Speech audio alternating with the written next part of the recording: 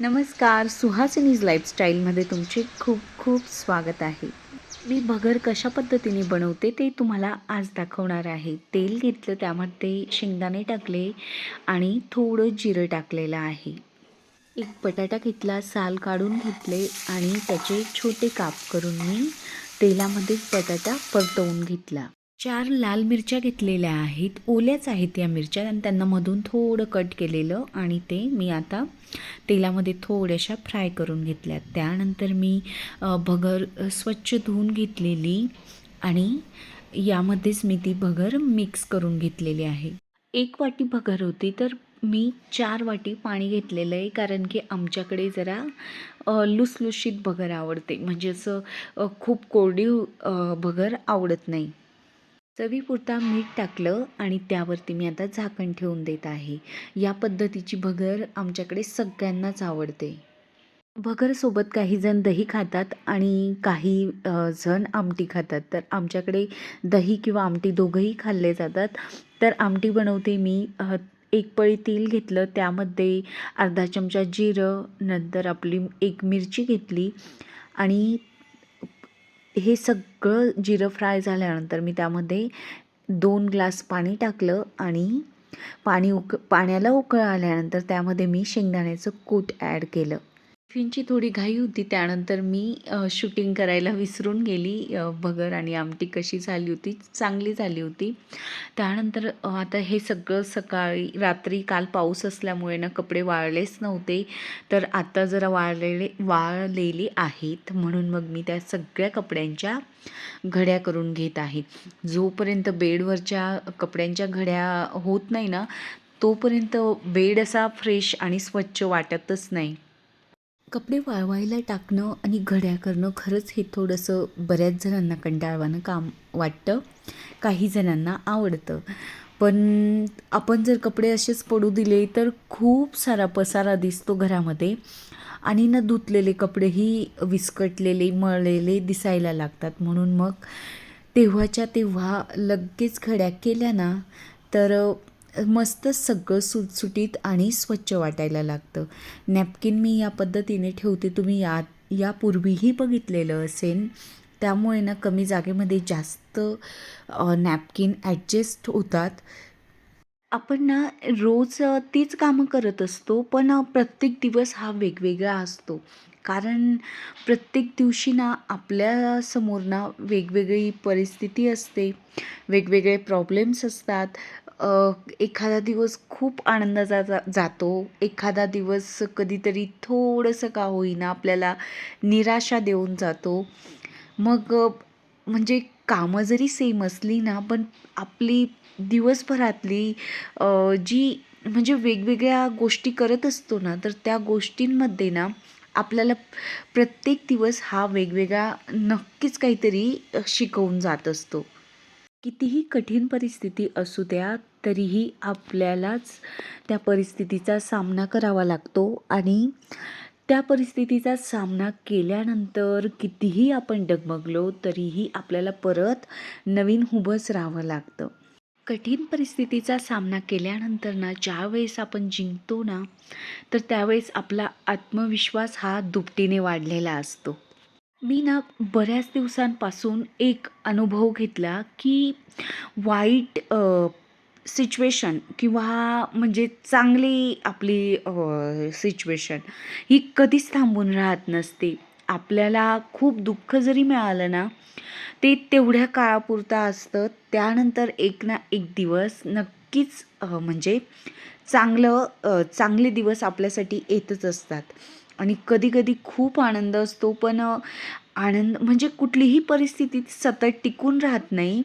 म्हणून आपण त्या परिस्थितीमध्ये स्टेबल राहिलं पाहिजे, हा मी अनुभव घेतला. आनंद आणि दुःख ना आपल्याला प्रत्येकाला म्हणजे मिळतच असतं. कधी आनंद मिळत असतो, कधी दुःख मिळत असतं. तर ह्या दोघी गोष्टी आपल्याला पचवता यायला हव्या, आता मला असं वाटायला लागलं. हळूहळू आपल्याला म्हणजे जसं जसं वय वाढत जातं तसे अनुभवाने ना आपण परिपक्व एक व्यक्ती बनत जातो. आरशावरती ना बरेच डाग पडलेले होते, तर तेही पुसून झालेले आहेत. पेपरने पुसल्यामुळे इझिली निघून जातात डाग. पाणी मारा, कोलीन मारा, कशानेही आरसा एकदम स्वच्छ होऊन जातो. खिडक्या बंद असल्यावरती पण धूळ कुठून येते घरामध्ये. रोज जरी पुसलं ना तरीही म्हणजे धूळ कुठलाही कोपरा पुसा दिसतेच. कागदाला ना थोडा ओलावा होताच, मग मी विचार केला या बेडरूमचाही काच पुसून घेऊ. काल तर पुसलाच होता, पण कागदाचा उपयोग करून घेऊ. उगाचच त्याला थोडंसं लागलेलं कोलीन वाया जाऊ नये म्हणून आपण छोट्या छोट्या गोष्टी ती कितीतरी म्हणजे जीव घालत असतो, वाचवण्याचा प्रयत्न करत असतो, पण यालाच संसार म्हणतात.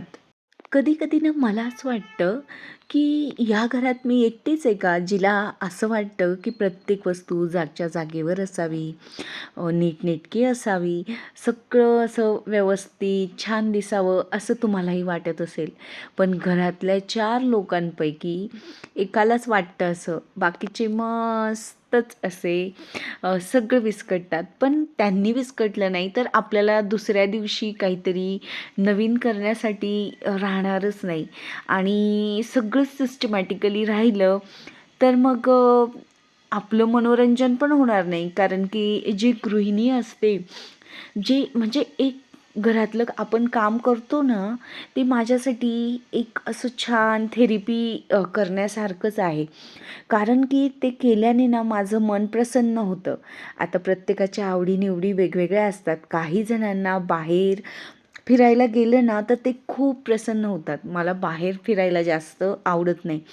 पण मी घरातलं काहीतरी स्वच्छ केलं, घर नीटनेटकं ठेवलं, माझ्या इनडोअर प्लांट्सची छान काळजी घेतली, तर मला त्याच्याने ना खूप असं प्रसन्न वाटतं. किराणा आणलेला आणि तो किराण्यातनं मला गहू दळायचे होते. तर त्यासाठी सगळ्यात खाली गहू असल्यामुळे मला सगळा किराणा काढावा लागला बाहेर आणि परत मी किराणा गोणीत भरला, कारण की मला डब्बे ना पुसून घ्यायचे आहेत, घासलेले आहेत.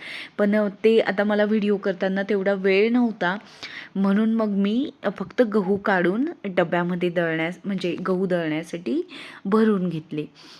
गहू स्वच्छच असतात. यापूर्वी ना मी चाळून घ्यायची, गाळून मग चाळून नंतर निवडून घ्यायची. पण माझं आता लक्षात आलेलं आहे, मी जिथून घेते तिथले गहू म्हणजे पूर्ण स्वच्छ असतात. अजिबात काही त्यामध्ये खडा वगैरे काहीच राहत नाही, किडा वगैरे. त्याच्यासोबत ना त्या कालच्या व्हिडिओमध्ये ज्या भाभी तुम्ही बघितल्या, तर त्या गप्पा मारत होत्या. त्यांना असं वाटत होतं की काय शूटिंग करते ही. त्यांना म्हणजे कल्पनाच नाही आहे की असं शूटिंग केल्यानंतर नेमकं काय बोलत असतील वगैरे असं. त्यांना हसू येत होतं. त्या कधीतरी उशिरा येतात ना कामाला, तर मग त्या आणि मी दोघंही आम्ही चहा घेत असतो सोबत. चहा मला कमी करायचा आहे आणि म्हणजे नंतर मला सोडून द्यायचं आहे, पण असं होतच नाही. चहाशिवाय मला जमतच नाही. एक वेळेस जेवण नसेल ना चालेल, पण चहा लागतोच.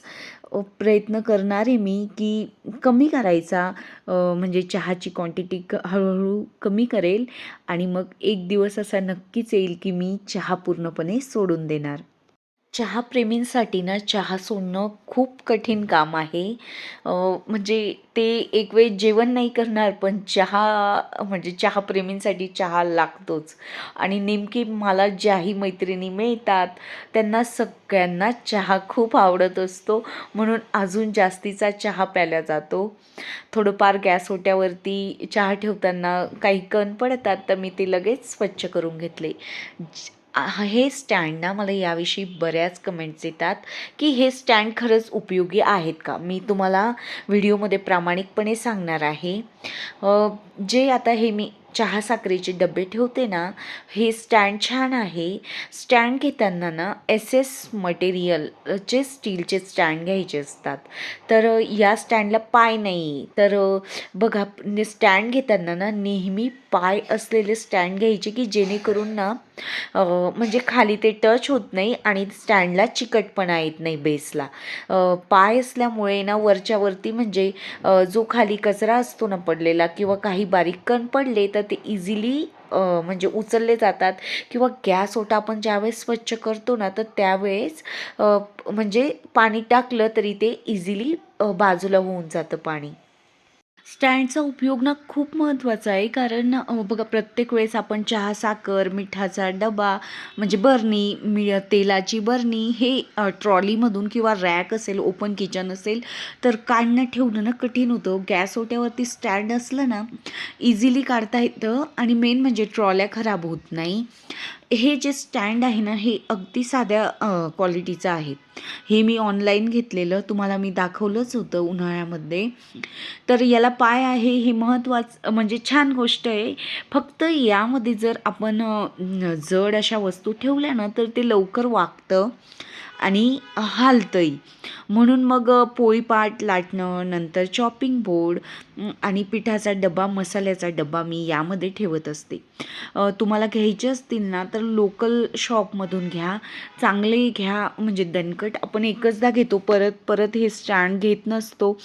हे जे प्लेट्स ठेवायचं ताटांचं स्टँड आहे ना, आता आम्ही जेव्हा दुसऱ्या शहरात राहायला होतो किंवा दुसऱ्या शहरात राहायला जाऊ तर त्यावेळेस प्रत्येक ठिकाणी किचन म्हणजे ट्रॉली वगैरे असतात असं नाही. तर मग प्लेट्स, जास्तीची ताटं असतात आपल्याकडे तर ते ठेवण्यासाठी ना खूप उपयोग होतो. आणि ज्यांच्याकडे मॉड्युलर किचन नसेल ना तर त्यांच्यासाठी हे स्टँड बेस्ट आहेत. तर तुम्ही कांदे लसूण ठेवलेलं स्टँडही मी बघितलं माझं. तर ते मी ना वाटतं ट्रॉली ज्यावेळेस बनवली होती ना त्यांनी मला दिलेलं आणि लोकल शॉपमध्येही तुम्हाला चांगल्या क्वालिटीचे मिळतील. हे खूप मस्त आहे, फक्त याला पाय नाही आहे म्हणून मग हे मला सारखं बाजूला करून पुसावं लागत असतं. आणि गॅस ओट्यावरती ना खूप पसारा केलेलाही चांगला दिसत नाही.